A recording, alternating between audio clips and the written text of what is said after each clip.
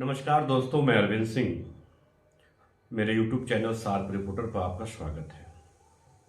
कल बड़ा खास दिन था। कल सिवली कॉलेज के जो प्राचार्य हैं अंततोगत्वा पीसी करने पर विवश हो गए। एक प्रेस कॉन्फ्रेंस उन्होंने किया और उसके पीछे का जो कारण है इस पीसी करने का वो ये है कि 2 या 3 दिन पहले बदलेगा भारत एक यूट्यूब चैनल है, वसीम अकरम साहब का, बड़े पत्रकार हैं, और उन्होंने हमें इनवाइट किया कि जो सिवली में नियुक्तियों को लेकर जो धांधली हुई है, जो आरोप लग रहे हैं, तमाम मीडिया घरानों के द्वारा उसको कवरेज किया जा रहा है, तमाम चैनलों और तमाम अखबारों की सुर्खियां बटोर रहा है, तो इस पे आपके क्या वक्तव्य हैं। तो उस कार्यक्रम में मैं भी पार्टिसिपेट किया था और मैं गया था वहाँ पर। और जो एक और व्यक्ति थे जिन्होंने उस इंटरव्यू प्रक्रिया में पार्टिसिपेट किया था, वो भी आए हुए थे। तो उसमें बातचीत बड़े सलीके से, बड़े शानदार ढंग से हुई थी। उसमें बहुत सारे रहस्यों से पर्दा उठा था और बहुत सारी चीज़ें नई आई थी कि कैसे नियुक्तियों में धांधली बरतने का जो आरोप लगाया गया वो कैसे कुछ हद तक सच लग रहा है। और ख़ास तौर पे जो प्राचार्य महोदय की जो नियुक्ति है प्राचार्य पद पर, उसको लेकर भी जो चुनौती एक बार पहले दी गई थी 2013-14 में, जिस पर उनको राजभवन से हटाया गया था। फिर उसके बाद वो हाईकोर्ट गए थे तो हाईकोर्ट से भी कोई रिलीफ नहीं मिला था। फिर हाईकोर्ट के खिलाफ वो सुप्रीम कोर्ट गए थे तो सुप्रीम कोर्ट से भी कोई रिलीफ नहीं मिला था। तो वो प्राचार्य महोदय 2014 में एक बार हटाए जा चुके हैं।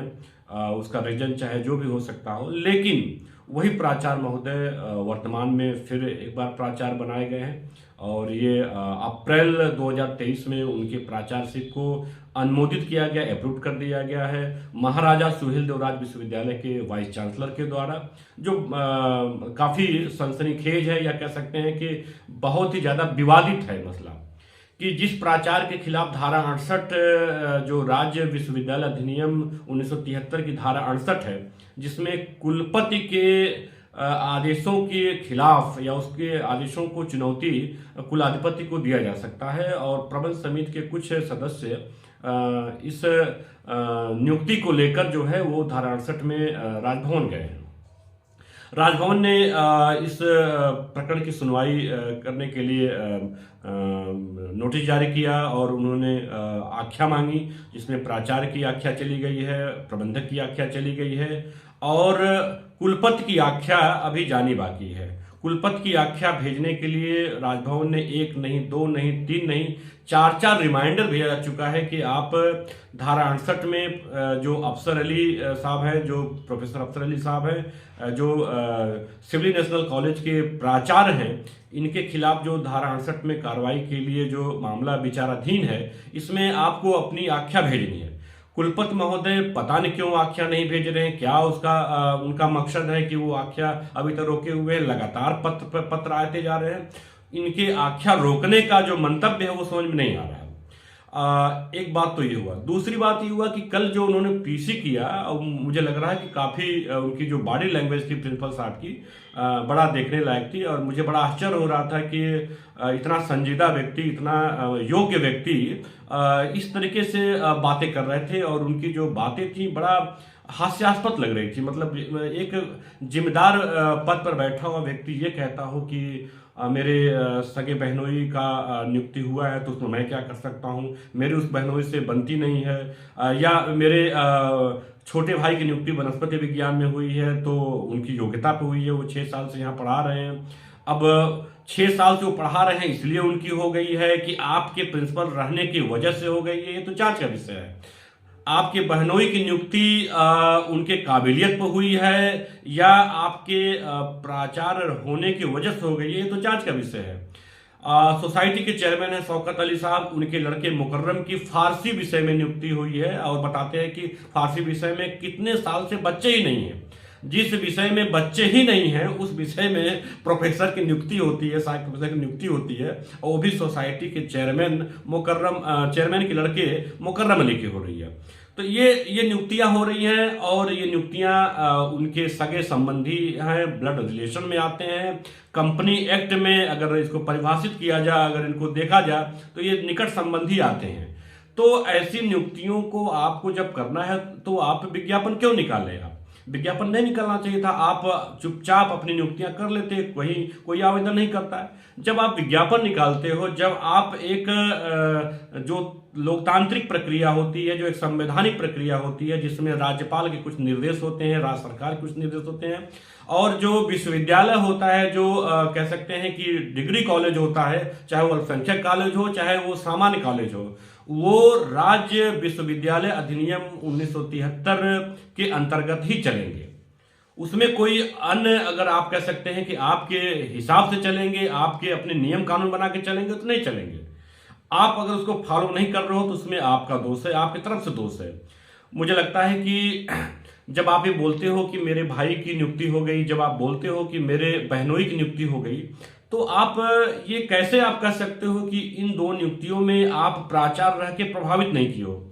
अब मजे की बात है कि आप बोल देते हो कि उनकी योग्यता पे नियुक्ति हुई है। अरे भाई, क्या पूरे इंटरव्यू के दरमियान इनसे ज्यादा योग्य व्यक्ति नहीं आए थे? सपोज दैट अगर मान लीजिए 60 आदमी इंटरव्यू देते हैं किसी एक विषय में, मान लीजिए वनस्पति विज्ञान में अगर 60 व्यक्ति इंटरव्यू देते हैं, तो 60 में वो कह सकते हैं कि केवल एक व्यक्ति योग्य था, वो आपके भाई कौशिक योग्य थे। ये तो गजब सवाल आता है भाई, गजब सवाल है ये। मतलब आप सोचिए कि आप क्या बोल जाते हो। आप बोलते हो कि अभी तो हमने डिक्लेरेशन किया ही नहीं, अभी तो जो भी नियुक्तियां 55 हुई हैं उनकी सूचनाएं अभी बाहर पब्लिक डोमेन में गई नहीं है, तो अभी तो प्रोडक्ट क्या बना है अभी तो पता ही नहीं है। आप प्रोडक्ट शब्द का आप इस्तेमाल करते हो कल के पीसी में कि क्या प्रोडक्ट है किसी को पता नहीं है। इधर प्रोडक्ट जो है डिस्ट्रीब्यूट हो जा रहा है। आप खुद मीडिया से बोल रहे हो, आप ऑन एयर बोल रहे हो, आप बिल्कुल वीडियो में बोल रहे हो कि नहीं मेरे भाई की नियुक्ति हुई है, मेरे बहनोई की भी नियुक्ति हुई है, और ये नियुक्ति जो है वो उनकी योग्यता पर हुई है। एक तरफ आप बोल रहे हो कि नहीं ये नियुक्तियां जो हुई हैं योग्यता पे हो रही हैं, ये अभी गोपनीय है, इसके बारे में कोई जानकारी नहीं है, और उधर आप बता भी रहे हो। तो ये लगता है कि आप की स्थिति क्या है मुझे नहीं मालूम है, लेकिन इससे लगता है कि जो गंभीरता है नियुक्ति प्रक्रिया की, जो संजीदगी होनी चाहिए, जो उसकी गोपनीयता है, वो आप मेंटेन नहीं कर पा रहे हैं। आपने उसमें इंटरव्यू के दरमियान ही, अपने पीसी के दरमियान ही आपने बोला है कि एक लड़का मैथमेटिक्स में है, शायद अफजल या अफसर नाम आप बताते हो, कि वो इंटरव्यू देने के लिए दोबारा आता है, यानी एक बार इंटरव्यू देता है और उसका चयन हो जाता है, उसको नहीं मालूम है क्योंकि आपने उसको डिक्लेयर नहीं किया किसका चयन हुआ क्या नहीं। फिर आप जब दूसरा इंटरव्यू देने आता है तो आप उसे कहते हो कि नहीं फोटो मत खिंचाओ, तुम वापस चले जाओ, तुम्हारा हो गया है। गजब बात है, आप कहते हो कि गोपनीय है, और एक आप जो है अप्लीकेंट को आप बता भी दे रहे हो कि नहीं आपका हो गया, आप चले जाओ। तो इसका तरीका क्या यही हो सकता है कि आप उसको वहीं बता दिया जाए, या इसका एक तरीका होता है कि बाकायदा वो इसका परिणाम निकले, उसको चस्पा किया जाए, अखबार में निकले किसका हुआ किसका नहीं हुआ है? तरीका क्या यही हो सकता है जो आप अपना रहे हो आप? तो ये तो आप जो बता रहे हो इससे ये लगता है कि आप अपने हिसाब से चला रहे हो विद्यालय, अपने हिसाब से आप भर्ती कर रहे हो। इसमें न कोई गवर्नमेंट का नियम फॉलो होना है, नहीं कोई राज्य सरकार का नियम फॉलो होना है, नहीं राजभवन का नियम फॉलो होना है। और जिस विश्वविद्यालय अधिनियम 1973 को बोलते हो कि हमारा संविधान है, उस संविधान में क्या लिखा है? उस संविधान में ये लिखा है कि एक कमेटी बनेगी, प्रबंध समिति, एक चयन समिति बनाएगी, उसको अनुमोदित कराएगी। उस चयन समिति में कौन कौन लोग होंगे? उस चयन समिति में प्रबंधक होगा, उस चयन समिति में चेयरमैन होगा, चेयरमैन नहीं है तो उसका प्रतिनिधि हो सकता है, प्राचार्य होगा, जो सबसे बड़ी बात है प्राचार्य होगा। प्राचार्य का कोई प्रतिनिधि नहीं रहेगा, प्राचार्य ही रहेगा अगर प्राचार्य है तो। और विश्वविद्यालय द्वारा अनुमोदित 2 एक्सपर्ट रहेंगे। साथ में उस विषय के जो उस डिग्री कॉलेज में, उस कॉलेज के जो विभागाध्यक्ष हैं वो भी मेंबर रह सकते हैं। ऐसे सिचुएशन में जब आप 55 लोगों की नियुक्ति करते हैं या प्रक्रिया चलती है, तो आप 2 लोगों की नियुक्ति प्रक्रिया में अपने आप को अलग कर लेते हैं। जैसा कि आपने कल कहा कि नहीं, उस नियुक्ति प्रक्रिया में मैनेजमेंट ने ये कहा कि इसकी चूंकि आपके रिश्तेदार हैं तो इसकी जांच दूसरा कोई करेगा। तो इसका मतलब ये हुआ कि जो अध्यक्ष महोदय हैं या जो मैनेजमेंट कमेटी है, आपको अपने भाई का, अपने बहनोई का या अपने रिलेटिव्स का जब चयन प्रक्रिया हो रही है, जब उनका इंटरव्यू हो रहा है, तो आपको अलग कर दिया गया है और उसके स्थान पे आपके प्रतिनिधि को या मैनेजमेंट कमेटी ने किसी और व्यक्ति को बैठाया है।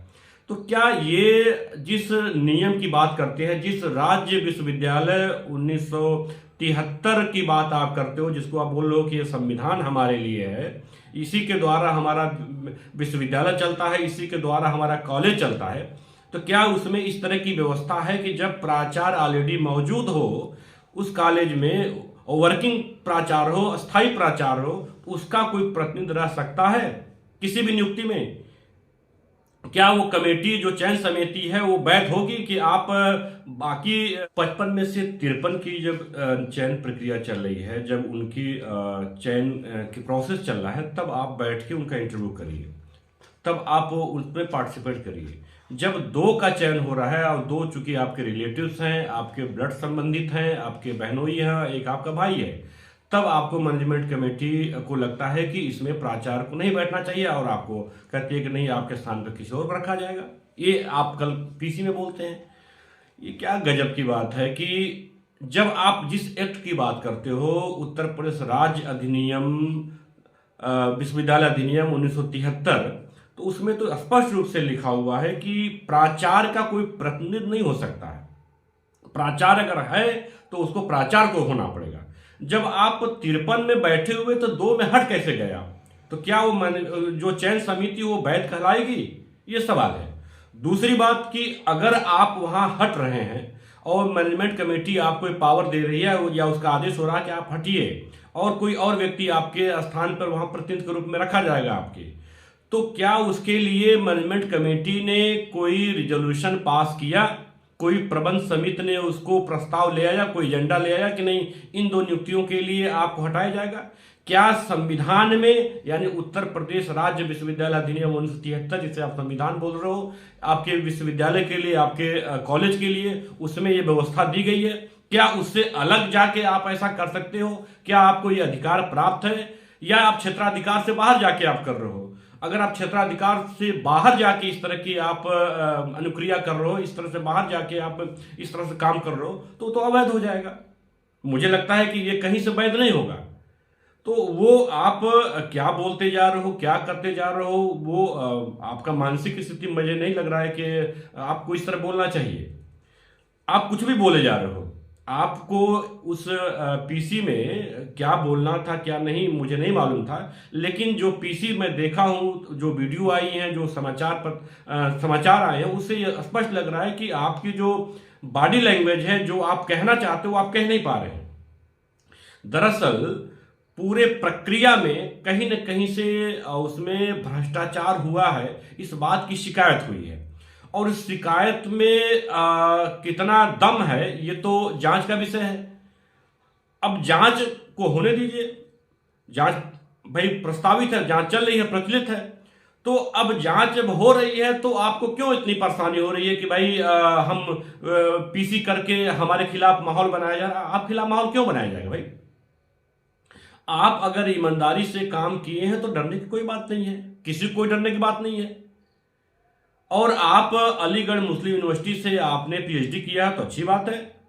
आप पीडीएफ, रही बात पीडीएफ की बात, जो उस दिन बात हो रही थी एक वीडियो में, तो जिसको लेकर आपने बातचीत किया है, तो ये पीडीएफ का जो सवाल है, वो सवाल आपके जिस विश्वविद्यालय से आपने पोस्ट डॉक्टरेट फेलो की बात आप कर रहे हो, जब आप पहली बार प्राचार्य बनने के लिए आपने जब आवेदन किया तो उसमें आपने अनुभव आपकी जो कम हो रही थी, तो उस अनुभव को दिखाने के लिए, जितना वांछित अनुभव है कि 15 साल प्राचार्य के लिए अनुभव होना चाहिए उसका शिक्षण कार्य का, तो जो अनुभव कम हो रहा था, तो क्या आपने पीडीएफ के माध्यम से 2 वर्ष का लाभ आपने नहीं लिया?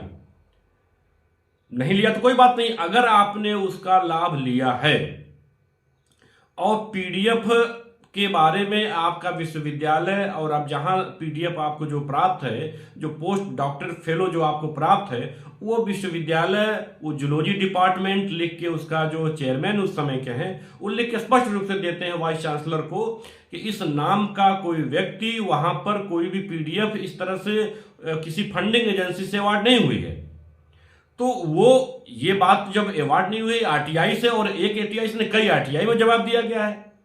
आपके पीएचडी के बारे में लिखा गया है कि वो 1996 में अवार्ड हुई है, लेकिन ये कब इसकी थीसिस जमा हुई, कब इस पर कितने रिसर्च पेपर इसमें प्रकाशित हुए इसको लेकर, इसकी कोई जानकारी उनके पास उपलब्ध नहीं है। तो यही तो बात हुई, जो जानकारी तथ्यात्मक है, जो आपके एचओडी उस समय दे रहे हैं आपके डिपार्टमेंट के, तो वो इसमें बहुत व्यथित होने की क्या जरूरत है भाई। आप कि जो डॉक्यूमेंट्स है, जो आरटीआई से मांगा गया है, जो राइट टू इंफॉर्मेशन के तहत मांगा गया है, वो डॉक्यूमेंट्स लिख के उस विश्वविद्यालय से आ रहा है जिस विश्वविद्यालय से आप पीएचडी की हो, जहां से आप पोस्ट डॉक्टर फेलो की हो, आप उसका इस्तेमाल आपके अपने बायोडाटा में किया गया है।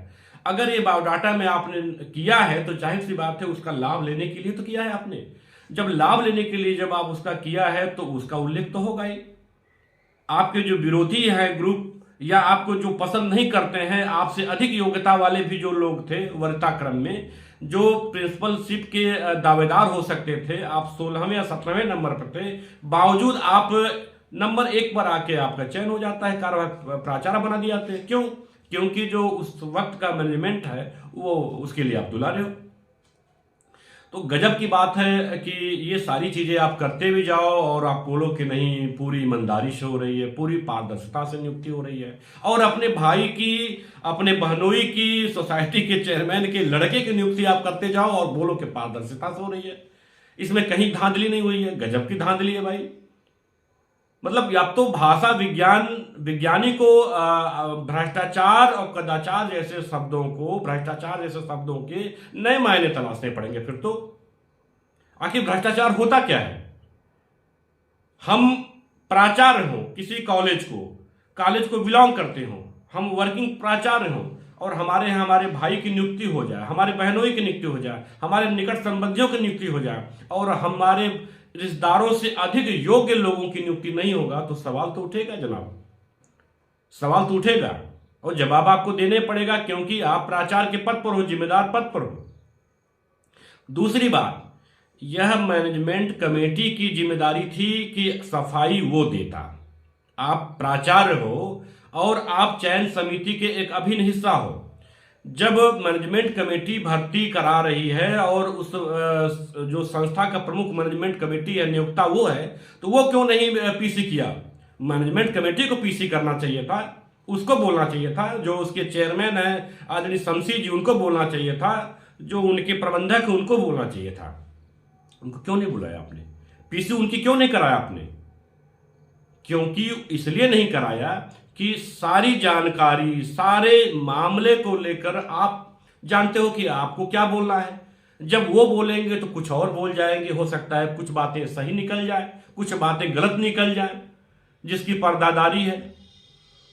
तो प्रिंसिपल साहब, हम बहुत इज्जत करते हैं हम लोग आपकी, और इसका मतलब ये जानिए आप कि अगर गलत नहीं है, अगर सांच को आंच कहाँ हो सकता है, और अगर आंच है, आंच लग रही है, तो फिर सांच कहाँ है? तो इसलिए बहुत घबराने की बात नहीं है। ये वीडियो आप तक पहुंचेगी तो आप इसको सुनिएगा। इज्जत और सम्मान बिल्कुल करना चाहिए, आप उस ओहदे पे बैठे हैं, लेकिन गलत गलत होता है, सही सही होता है, इसमें कहीं कोई दो राय नहीं। दूसरी बात कि यदि आपने इस नियुक्ति प्रक्रिया को प्रभावित नहीं किया है, यदि आपने ईमानदारी से काम किया है, यदि आपने कहीं से भ्रष्टाचार नहीं किया है, तो आपको डरने की क्या बात है भाई? आपको, आपकी बौखलाहट बता रही है कि कहीं न कहीं कुछ पर्दादारी है, आपकी बौखलाहट बता रही है कहीं न कहीं कुछ परेशानी है, कहीं न कहीं कोर कोई दब गई है। तो कोर आपकी दबी अगर है तो उसकी जिम्मेदार आप हैं, शिकायत करता नहीं।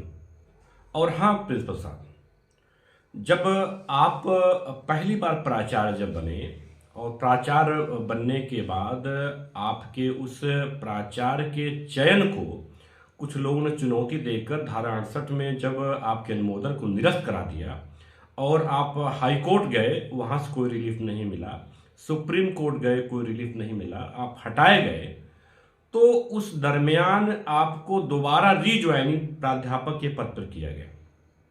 प्राचार्य महोदय, आप ये बतावें कि प्रबंधक आपके अपने आदमी थे, आपके बहुत निकट थे, आपके असाधारण रिश्ते उनसे थे, उस रिश्ते का लाभ लेके आपने को रिज्वाइन कराया गया। क्या आपकी रिज्वाइनिंग जो मूल पद आपका प्राध्यापक का है, रिज्वाइनिंग से पहले कोई एजेंडा पास कराया गया, कोई प्रबंध समिति की बैठक की गई, उस प्रबंध समिति की बैठक में आपके एजेंडे पे बात हुई, आपकी रिज्वाइनिंग पर कोई प्रस्ताव पारित हुआ? क्या मैनेजमेंट कमेटी ने इस बात को प्रस्तावित किया कि नहीं आपको रिज्वाइन कराया जाए? आप इसी संस्था से जुड़े हुए थे, प्राचार्य पद से चूंकि हट गए थे, तो आपको रिज्वाइनिंग जो हुई है वो संदेह के घेरे में है। क्यों? क्योंकि आप स्वयं बता रहे हो आप अपने पीसी में कि उस समय के तत्कालीन जो प्रबंधक हैं और जो चेयरमैन हैं कमेटी के, मैनेजमेंट कमेटी के, दोनों में आपस में तलवारें खिंच चुकी थी, आपस में कोई वाद विवाद इनका बढ़ गया था। तो मुझे लग रहा है कि ऐसे में जब आप प्रबंधक के यहाँ जाते हो और प्रबंधक आपकी रिज्वाइनिंग की बात करते हैं, तो जो एजेंडा रखा गया है कि आपकी रिज्वाइनिंग के लिए आपके प्रस्ताव को रखा जाएगा मैनेजमेंट कमेटी में, तो मैनेजमेंट कमेटी की बैठक कहाँ हुई? जब बैठक का डेट निर्धारित किया गया प्रबंधक के द्वारा, उस डेट को, मैनेजर के डेट को चेयरमैन ने अपने पावर का प्रयोग करते हुए निरस्त कर दिया। यानी वो बैठक ही नहीं हुई जिस बैठक में आप बता रहे हो कि आपका रिज्वाइनिंग का रेजोल्यूशन पास हुआ। तो रिजोल्यूशन तो पास ही नहीं हुआ आपकी रिज्वाइन कराया जाए। यानी ये पूरी की पूरी जो रिज्वाइनिंग आपकी हुई है, पुनः आपके पुराने पद पर हुई है, वो गलत हुई है, अवैध हुई है। यदि चेयरमैन ने अगर मीटिंग को कैंसिल कर दिया, जिस प्रबंधक ने जिस डेट को रखा था, तो इसका मतलब रेजोल्यूशन नहीं पास हुआ आपके फेवर में, और प्रबंधक ने अपने जो ज्वाइनिंग कराया आपको वह पूरी तरह से अवैध है। यदि ऐसा है तो, अगर कागज में ऐसा है तो फिर वो पूरी पूरी प्रक्रिया जो है अवैध कहलाई जाएगी। ये जांच का विषय है। यह पूरी पूरी रीज्वाइनिंग आपकी संदिग्ध प्रतीत होती है, तो इसकी जांच होनी चाहिए, तो दूध का दूध पानी का पानी हो जाएगा। बाकी न व्यक्तिगत आपसे हमारा कोई दुराशा है न दुराग्रह है। अब रही बात, आप इतना बहुत टेम्पर हो जा रहे हैं, आप बहुत ज़्यादा बौखला जा रहे हैं इन चीज़ों को लेकर, तो ऐसी नौबत क्यों आई? मुझे लगता है कि भ्रष्टाचार जो है वो पाप का घड़ा होता है। वो एक दिन जब लबालब भर जाता है तो फूट जाता है। वो आपका हो, हमारा हो, किसी का भी हो, किसी संस्था का भी हो सकता है। तो सिबली कॉलेज के जो संस्थापक हैं, वो अगर उनकी आत्मा कहीं होगी तो वो करा रही होगी कि आज सिबली कॉलेज किस रूप में जाना जा रहा है और किस तरीके से उनके सपनों को कुचला जा रहा है।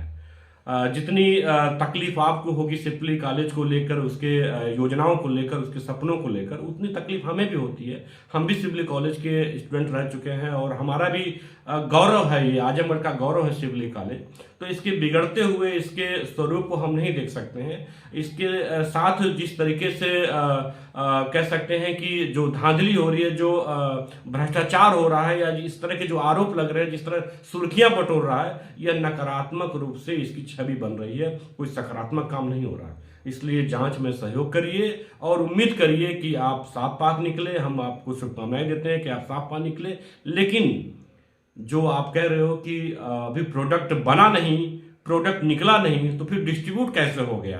आप 10 लोगों का नाम बता दे रहे हो, सीमा सादिक का हो गया, आप बता दे रहे हो कि नहीं, अशरफ का हो गया, आप बता दे रहे हो कि मुकर्रम का हो गया, आप बता दे रहे हो काशिफ का हो गया। जब सबकी नियुक्ति आप बता दे रहे हो, उधर कह रहे हो कि नहीं गोपनीय है, तो हद हो गई बात। आप कह क्या रहे हो आपको समझ में खुद नहीं आ रहा है। तो दूध का दूध पानी का पानी होने के लिए जरूरी है कि इसकी गंभीरता से जांच हो, एक एक बिंदु पर जांच हो। हमें उम्मीद है कि कलेक्टर के द्वारा जो जांच कमेटी बैठाई गई है, जिसमें मजिस्ट्रेट है रोहित कुमार जी, दूसरे जो है डीवाईएस हैं, तीसरे सीटीओ हैं, वो गंभीरता से इसको जांच करेंगे और परत दर परत जो है इसकी सच्चाई खुलती जाएगी, डॉक्यूमेंट्री प्रूफ आपके खुलते जाएंगे। इस पूरी नियुक्ति प्रक्रिया को किस तरह से किया गया है, क्या उत्तर प्रदेश सरकार के नियमों को फॉलो किया गया है, क्या जो राजभवन है उसका सचिवालय है उसके जो अद्यतन कानून, अद्यतन नियम या आदेश आए हैं उनका फॉलो किया गया है। अगर किया गया है तो ठीक है, नहीं किया गया तो क्यों नहीं किया गया है, इसमें कहाँ लापरवाही बरती गई है, कहाँ धांधली बरती गई है, ये सारी चीज़ें खुल के आएंगी।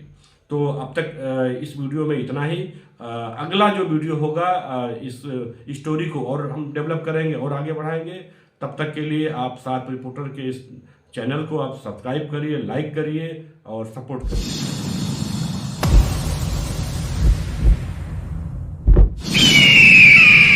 आप देख रहे हैं सार्प रिपोर्टर।